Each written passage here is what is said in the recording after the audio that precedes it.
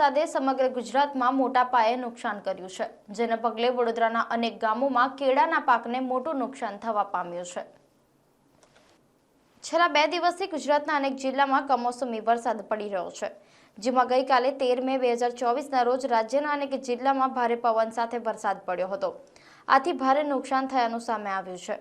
ધૂળની ડમરી ઉડતા વાહન ચાલકો અને રાહદારીઓને ભારે તકલીફો વેઠવી પડી હતી। વાવાઝોડાના કારણે શહેરમાં અનેક સ્થળોએ વૃક્ષ ધરાશાયી થયા હતા, સાથે ખેડૂતના તૈયાર પાક ડાંગર, મગ, તલ, બાજરી, કેરી સહિતના પાકને નુકસાન થયું છે। ગુજરાતમાં ભારે પવન ફૂંકાતા અને વરસાદ થતા ખેડૂતને તૈયાર પાક પરથી હાથ ધોવાનો વારો આવ્યો છે। વડોદરાના બદલાયેલા વાતાવરણે ખેડૂતોની ચિંતા વધારી હતી। ભારે પવનના કારણે ખેતીમાં વ્યાપક નુકસાન પહોંચ્યું હતું।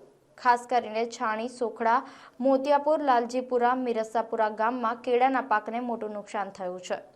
ખેડૂતોએ વહેલી તકે સર્વે કરીને સહાય ચૂકવવામાં આવે તેવી સરકાર સમક્ષ માંગણી કરી છે।